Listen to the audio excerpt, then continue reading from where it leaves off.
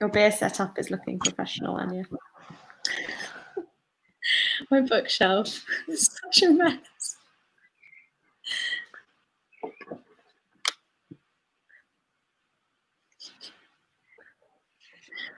Okay, so we're live now. So I'm just going to give everyone a couple of minutes to kind of join the stream, and then we'll get chatting about what we're going to be talking about this evening.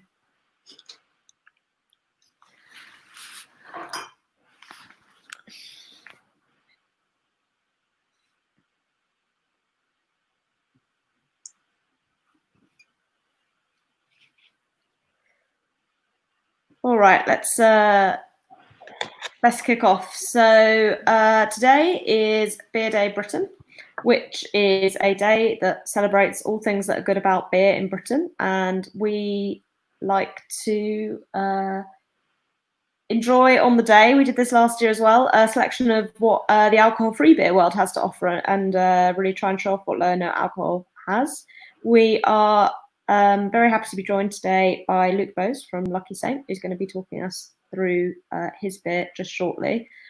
Just in way of intro, I'm Jessy, and I run the Clwb Soda Guide, which is Clwb Soda's website, which lists all alcohol-free drinks. We've got over 1,000 listed on there, and the best places to find them. So we've got over 3,000 venues listed across the UK, not so relevant at the moment, obviously, but we've also got all the places online that you can find them. And we're very excited to say that the box that we'll be drinking from has been supplied by Wise Bartender, which is a great website to order lots of alcohol-free drinks from. Anja will be doing the tasting with me. Do you want to introduce yourself a bit, Anja? Hello, I'm Anja. I work in kind of between the beer industry and also alcohol-free as well. And with Clwb Soda, I help Jessy with managing the guide and put together various bits of content about all the amazing drinks that we get to try as well. So I guess, shall we get started and ask you some questions, Luke? So Luke is the founder of Lucky Saint.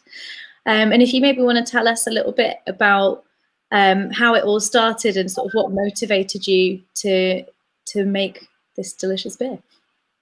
It all started, I guess, in about 2016, and I was looking at alcohol-free beer and thinking like what an amazing proposition it was, but I could figure out why I just never drank it. And I think it came down to sort of two things. I couldn't find a beer and a product that I loved in a liquid that I really wanted to drink, and I couldn't find a brand that made me feel good about drinking it.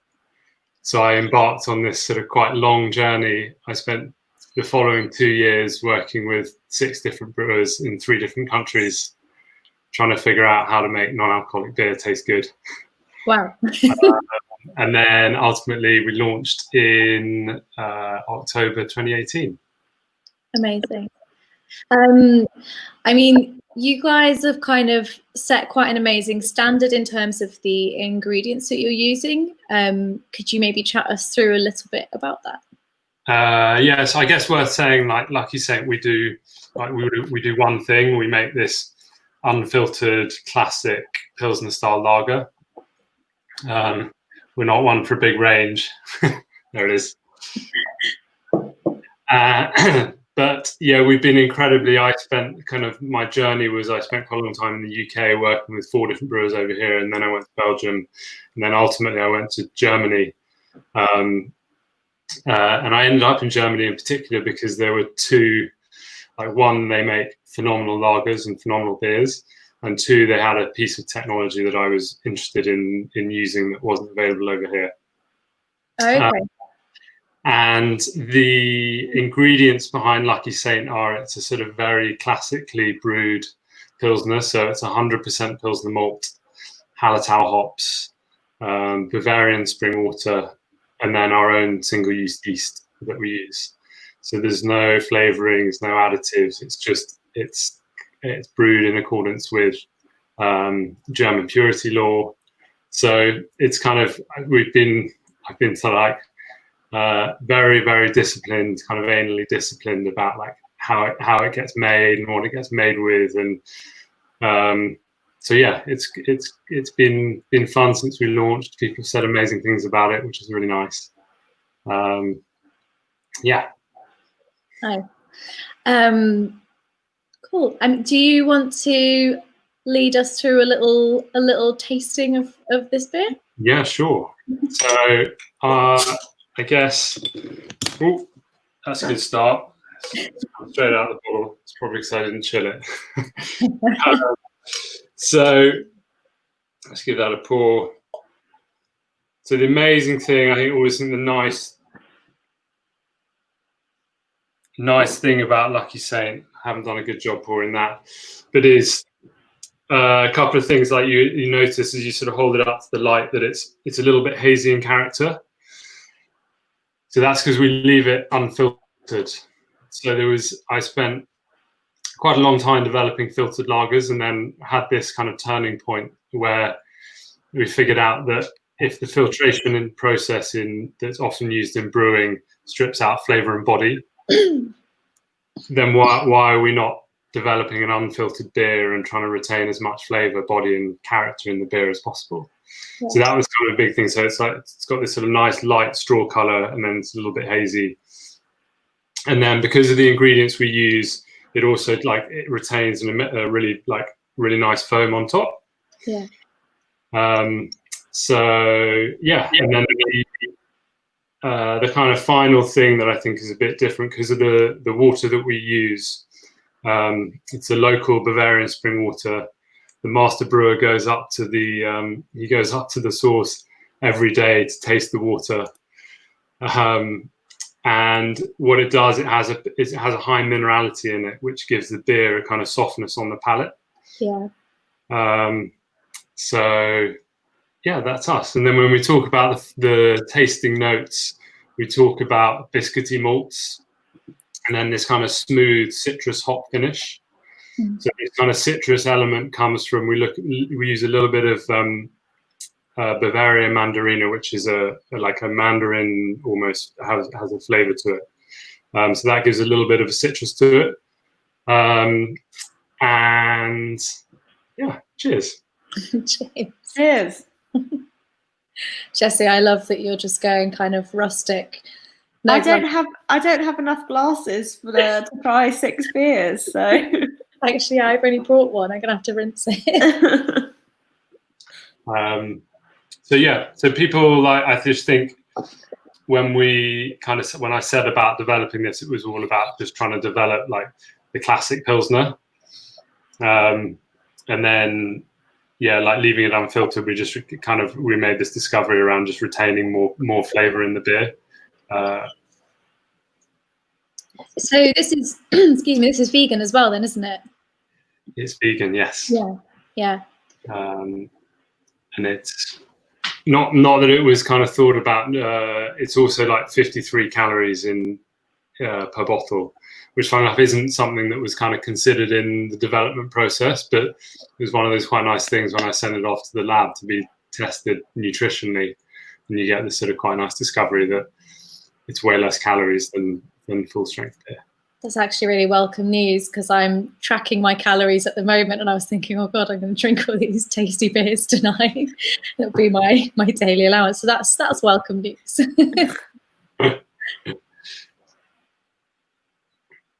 What do you think? I mean, I love it. It's really soft, and I think that's kind of the standout thing I find with it is kind of the texture of it. There's nothing harsh about it, and it's just a kind of creamy texture. It's really pleasant. Yeah, and I think it's got a really great like aftertaste. It lingers really well on the palate, which I think is something we can find sometimes with alcohol-free beers, is that they can just fade out quite quickly. But yeah, I think it's really good. I love this soft draft as well, because you guys just launched that earlier in the year, didn't you? We did. Can't wait for it to come back again. I know.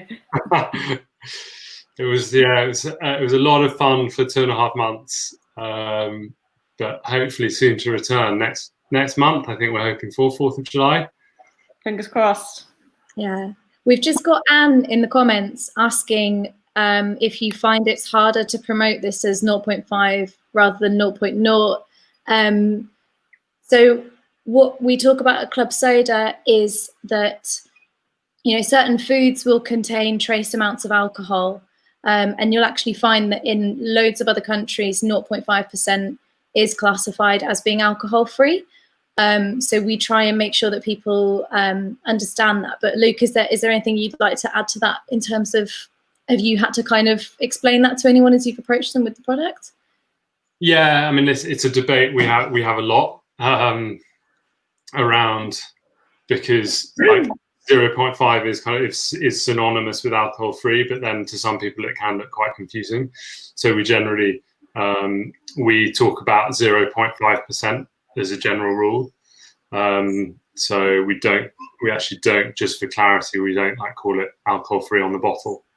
And the reason, funny enough, this is kind of, we can actually make this to 0, but we believe it tastes materially better at 0.5. And so it helps us to create better flavor, and that means that we can bring, you know, better beer to everyone, and try and bring more people into the category. Yeah, for sure.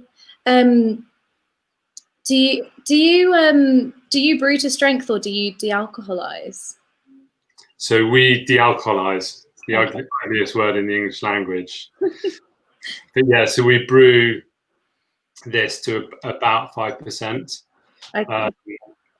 It's a 6-week process to brew it. So there's 2 weeks of fermentation, then there's 4 weeks of conditioning or lagering, and then the very last stage before you bottle or keg or can is to put it through this process called vacuum distillation, which is a process which evaporates the alcohol off finished beer.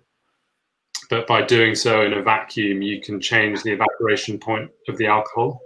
So ordinarily, alcohol would evaporate at nearly 80 degrees C. But by changing the atmospheric pressure around it, you can reduce the evaporation point to around 40 degrees C. And therefore, you're barely heating the beer up, and you're not creating kind of strange flavor dynamics or burnt flavors in the beer. Yeah.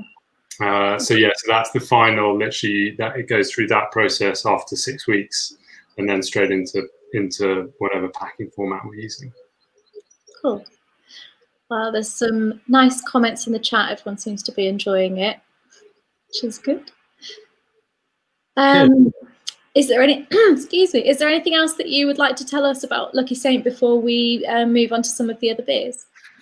No, I can see at the bottom of the screen, I think there's a Clwb Soda 20 discount for 20% off our website. So please make use of that if you like.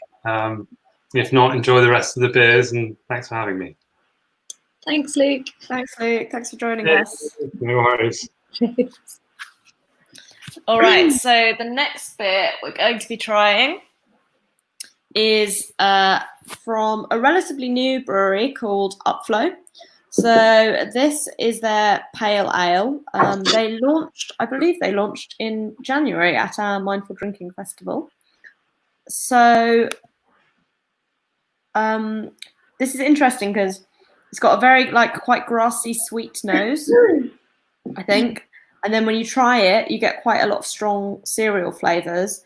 It actually reminds me quite a lot of a cup of tea.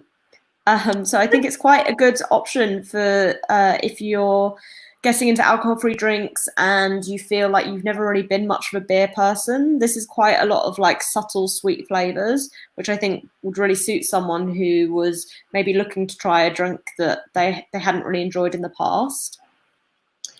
It's quite honeyish, the malt, I think. That sweet edge. Yeah, definitely. It's quite light as well on the palate. It drinks very easily. This one is, I'm pretty sure this one is also vegan as well, which we find more and more. Sorry, I've got such a tickly throat this evening. We find more and more people are asking about things like vegan and gluten-free. So this does contain gluten, but it is vegan. Yeah. So they use a Munich malt for this, which I think is what gives it that quite. It's quite a full malt flavor, which you would.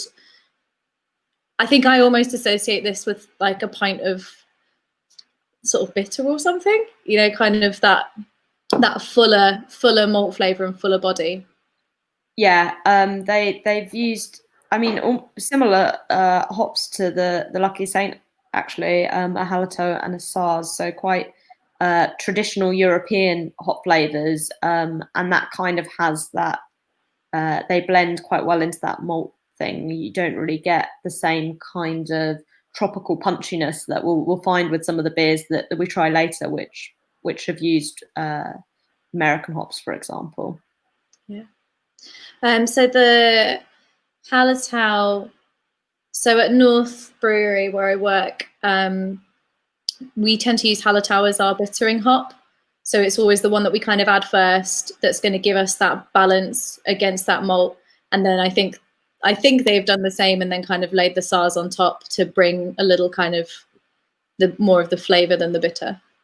I think that would be my guess. But yeah, definitely very nice, very smooth, with just that little bit of sweetness. As I say, I think perfect for someone who's looking to try beer, as it were, for the first time. Interesting. So these guys, I believe they originally they would go and like contract build breweries for people, and this is actually their first venture into producing their own beer. But they had a little trouble when they sponsored the festival in January, and unfortunately all their product got held at customs. So they came to the festival with about 5 cans that they had in their hand luggage. So this is actually the first time that we've got to taste this properly as well, isn't it? Yes, yeah. It's finally made it through customs. So it's freely available to buy. Oh, they handled that really well, though. I thought they took it on the chin. Yeah, oh, you really, didn't you? Cool. So I'm going to grab another glass, Jessy, if you want to introduce the next one. Is that yeah, okay? I'll just You brought more over. Answer Peter's question. Peter's just asking, with the beer being new, if they got into the retailers yet. So all of these beers are available on Wise Bartender as a specialist alcohol-free shop. Some of the ones we try will be more freely available in stuff like supermarkets. So Lucky Saint, I believe, are in certain Sainsbury's. And the next beer we're going to try, which is the Brewdog Punk AF, is available in lots and lots of places. But all of them are available on Wise Bartender in a handy box. So yeah, the next beer we are going to try is, as I mentioned, the Brewdog Punk AF. So for anyone who doesn't know, Brewdog are probably the most successful British craft brewery in existence. They're massive and they're everywhere. And they have done loads. They put loads of time and effort into their alcohol-free offering. So the Punk AF is an alcohol-free version of their flagship beer, the Punk IPA. Brewdog actually have a very amusing story of how they got into alcohol-free. They brewed their first alcohol-free beer, Nanny State, as a response to one of their beers being banned, I believe, for having too high ABV. So they, in response, brewed a 0.5% beer, Nanny State, as a joke, basically. But it sold so well, they realised that actually there was a whole massive market out there for this kind of thing, as we know, and kind of put their all behind it. So they've now got about 5 or 6 alcohol-free options, including a lager and a stout. Yeah, we're going to try the Punk AF, which is available in lots of major supermarkets, as well as online at places like Wise Bartender. So compared to the Upflow, this is, you can eat on the nose, really smell the tropical notes from the hops being used. It's really strong tropical and citrus flavour.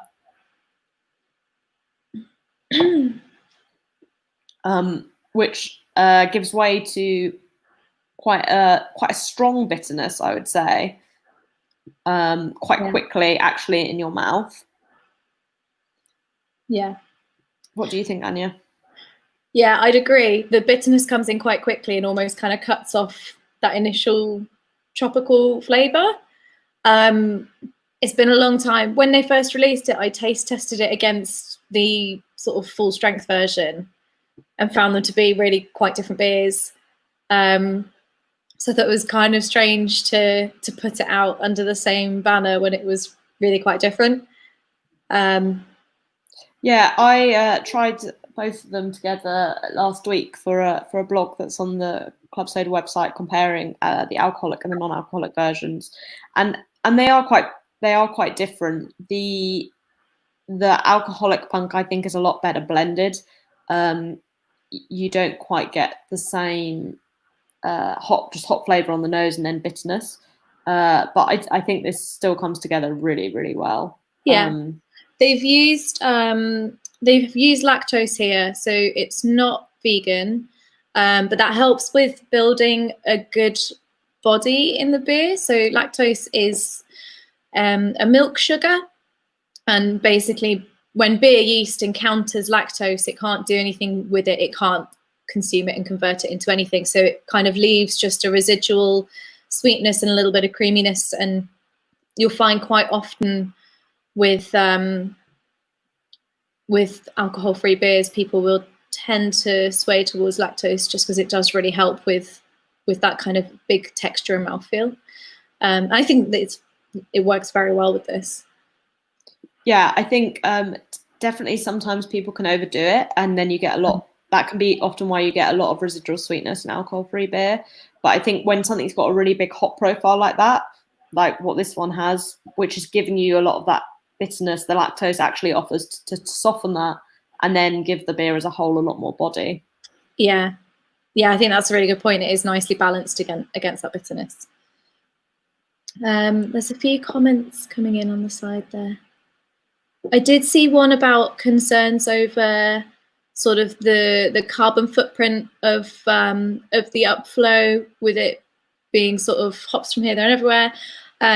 Generally, you will find most breweries, the way that you kind of get your raw materials is that you will have suppliers for things like hops.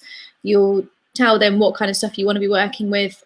They deal with all the importing, and then you place your orders via them. So you will actually find most breweries will be using a mixture of imported and local ingredients, excuse me, to brew their beers.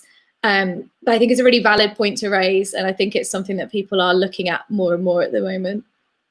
Yeah, another interesting question. Do you think we'll see more choice arrive on the shelves, as in supermarket shelves, I think, as lockdown eases up? What do you think about that? It's an interesting one, because I actually noticed some things weren't available towards the start of lockdown. I don't know if that was just issues with supply, with people from breweries being on furlough and such.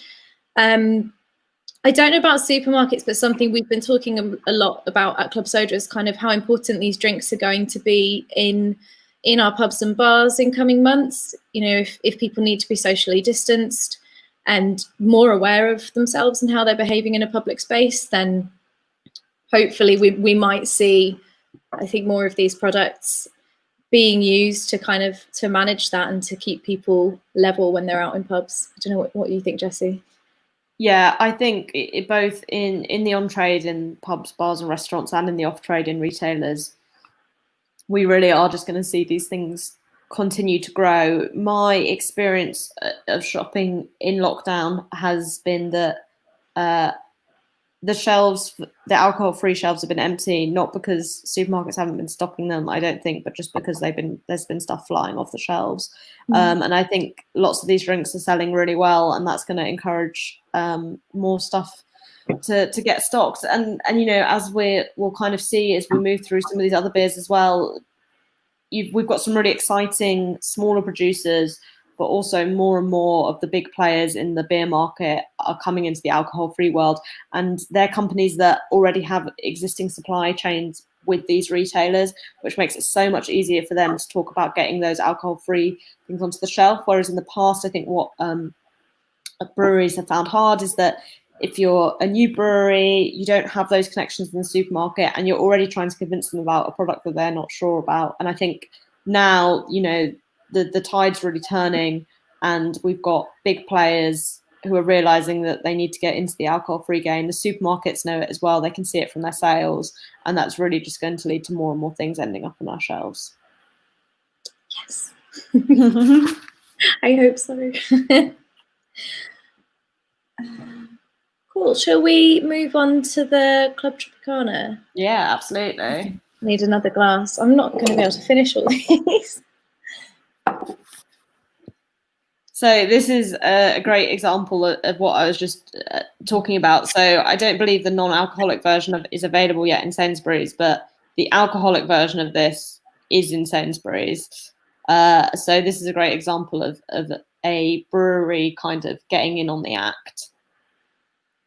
Yeah, so the original version of this beer was a 5.5% IPA, I think. And I've not had it in a really long time. And then when I opened one of these yesterday, I was so excited by it.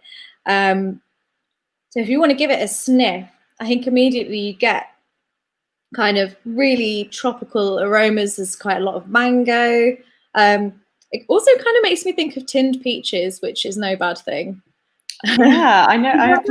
I can get that. Yeah, absolutely. Yeah, it kind of just reminds me of like a really good fruit salad. Personally, I get a lot of pineapple. Yeah. Off this.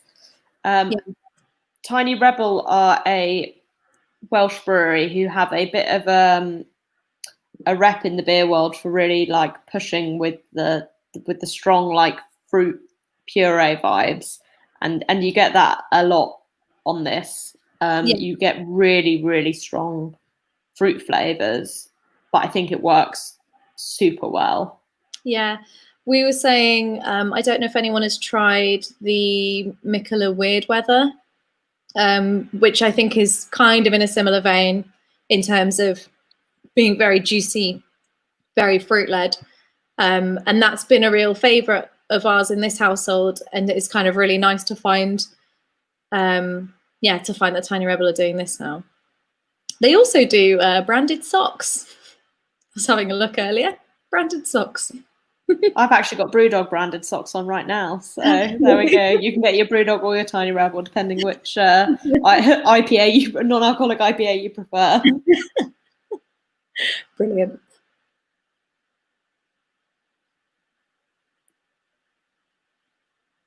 Sorry, I'm just seeing if anyone's had any questions. I've seen someone compare this to semi-alcoholic lilt. I love it. Which, yeah, is definitely the beer version of a lilt. I can see that a lot. Brilliant. Yeah, great tropical flavors, perfect for sunny weather, I think. Definitely.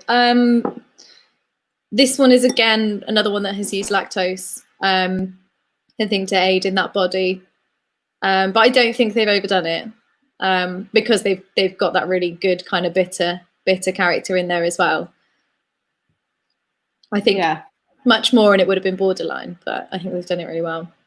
Yeah, well, and I think because the fruit flavors come out so strong, it feels almost like it makes sense. Sometimes when you see people using lactose to add to the body or lots of sweetness, it doesn't feel like it fits in with the overall profile of the beer. But when the fruit flavors come through so well, I think it really is worth it. Yeah. Got another a soft drink tastes like Rubicon. Yeah, definitely those same kind of really strong mango-y flavors. It's very enjoyable. I'm not sure how much of it I could drink. Yeah, I'm splitting all these with Sean, and I don't think, well, I definitely couldn't get through all of them on my own, but yeah, I'm happy with half of this.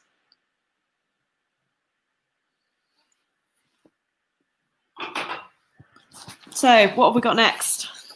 We've got Tempest Brewing Dropkick Sour Pale. I cannot work out where my camera is. Here we go.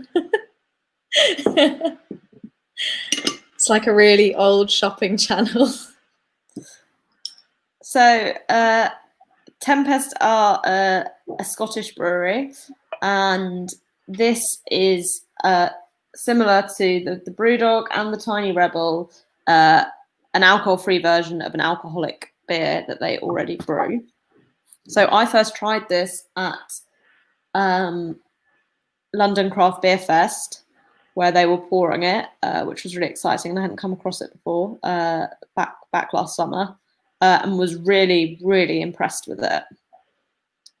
Yeah, I tried it for the first time yesterday, and am I allowed to say I think it might be my favourite alcohol-free sour so far? Am I allowed? I've done it. I don't know. Are you contracted to someone else to say that?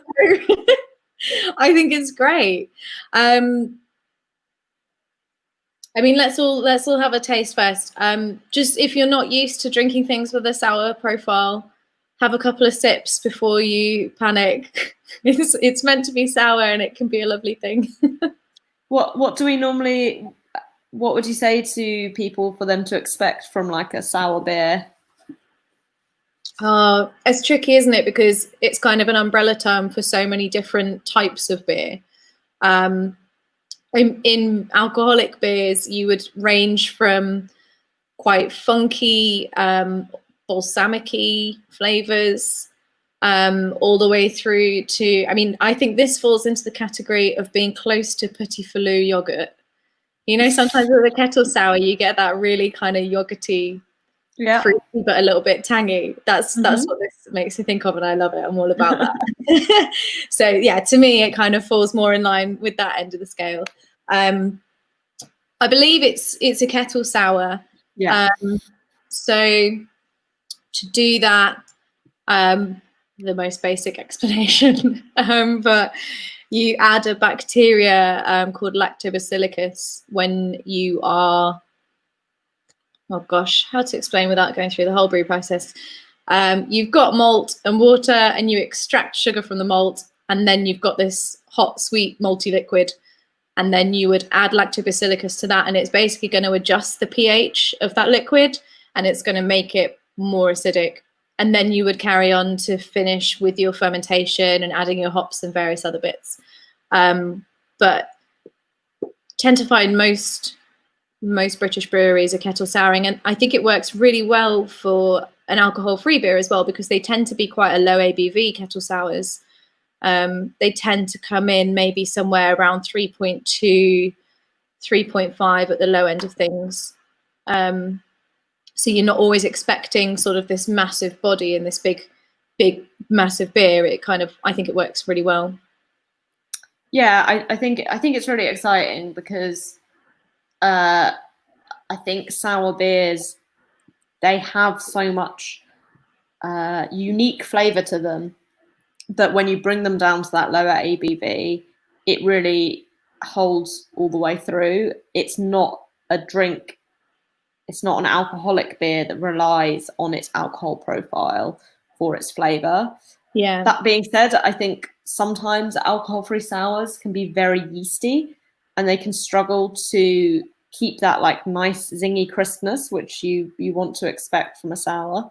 But I think this is a really great example of something that just has like quite a nice citrusy kick to it, but nothing too overwhelming on the palate.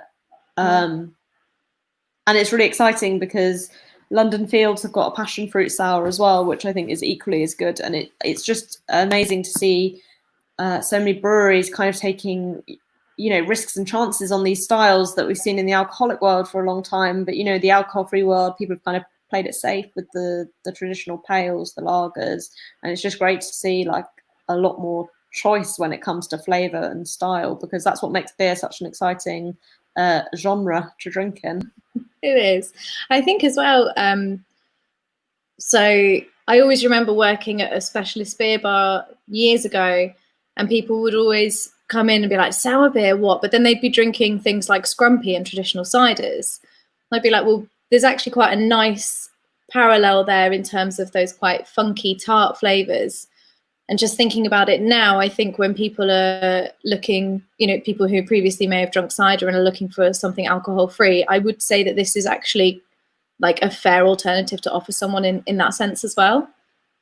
Yeah, definitely. And I think also it's funny because we've seen the kind of rise in popularity of kombuchas and shrubs, and this also comes in the end there as well.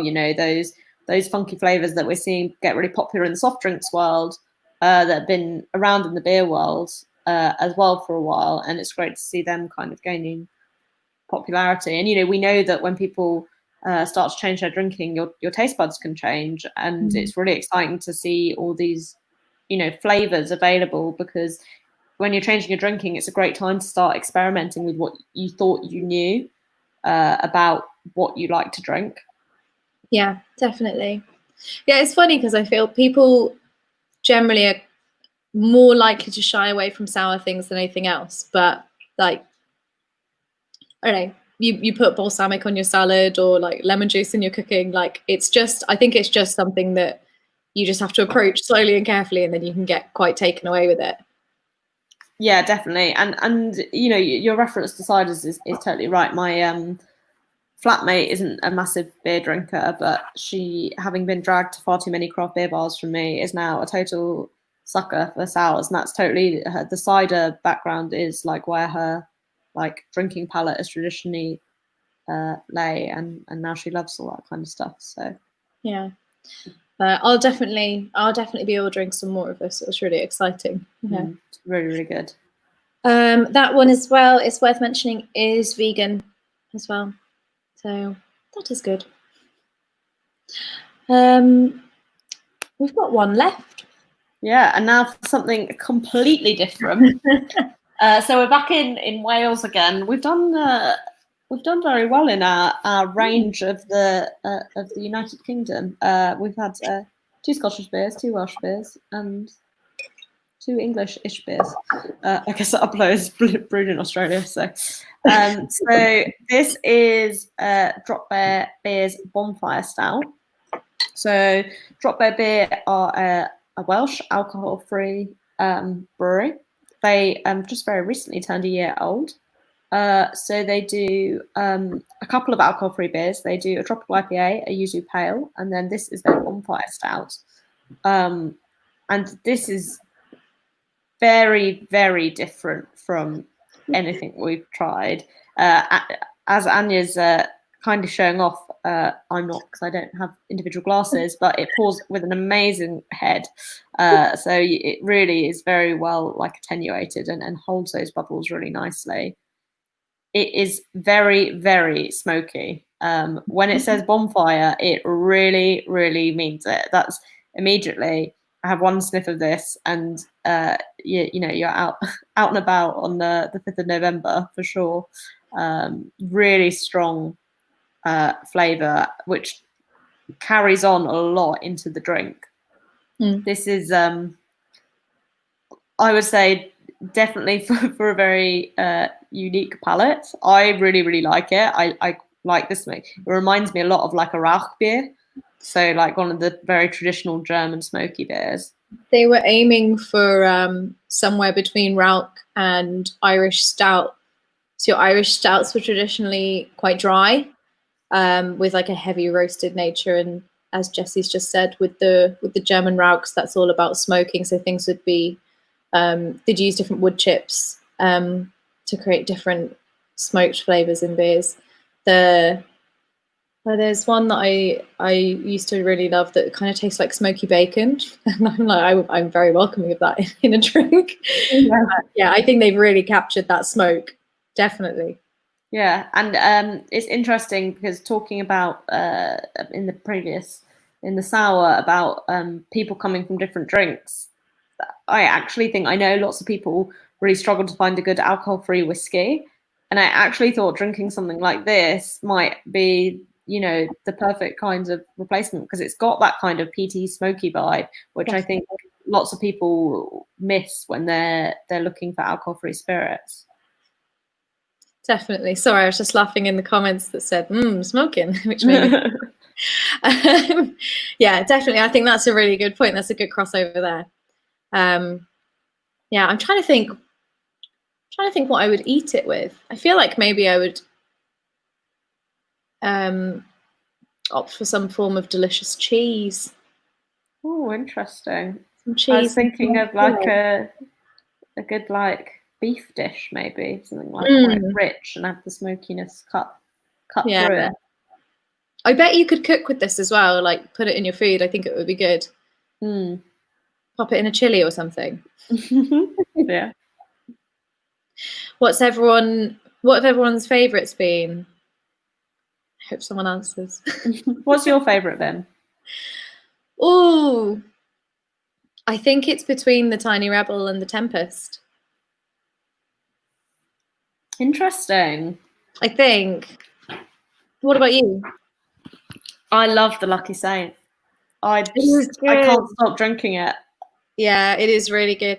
They've positioned that in some really good restaurants as well, which is nice to see. Like places that don't pay enough attention to their alcohol-free options, but I've seen it in a couple of really nice places, and it's made me feel really hopeful that other people might start to pick up, you know, having stuff like this on offer to go with food. Yeah, it is good. We've got a couple of we've got a vote for the Clwb TropicaNA as the best. Someone else has picked Punk AF, Lucky Saint, and Dropkick. That's a happy customer there.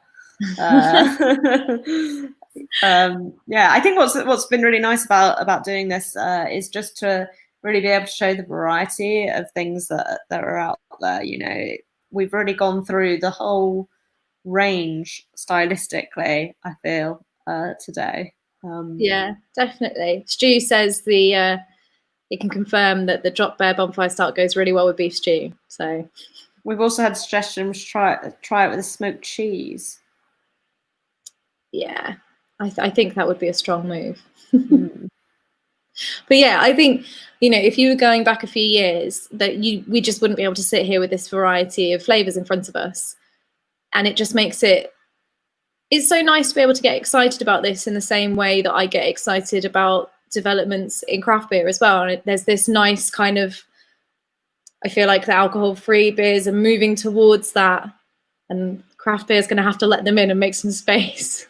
Yeah, absolutely. And, you know, it's great to see so many craft breweries delving into the alcohol-free world, and, you know, also alcohol-free breweries learning from craft beer. You know, I think Drop Bear are a great example of a brewery who've really tapped in well to the kind of trends in craft beer and taken what we've learned about, like, you know, full flavored hops and like the importance of like just like trying different things, and they're really great at having some like quite out there and exciting flavors in their alcohol-free beers.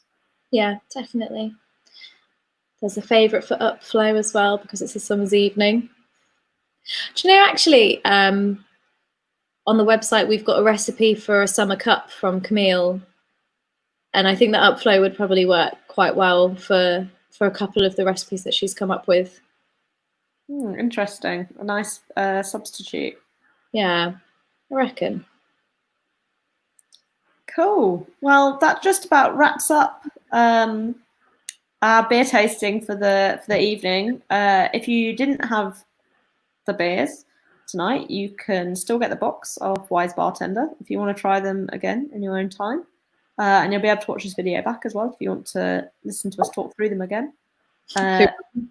There's also, as you can see on the banner, our website, clubsodaguide.com, lists all these beers and many, many more. So if you've been inspired to try some new things from tonight's tasting, that is definitely your best place to start. You can search by style, you can search for breweries you particularly like, and we will show you where you can find all of those drinks online. So it's a great way to just expand the range of drinks you're trying. And it's the range is always growing, and we keep constantly updating it, which is a great thing. Yay. Cool. Well, I guess we'll say goodnight then. But yeah, Jessy, good night. it's really nice to have a virtual beer with you. And Absolutely. we'll be in the same room again. I look forward to having real life beers soon. Cool. Well, Great. Thanks everyone for joining us. Bye. Bye.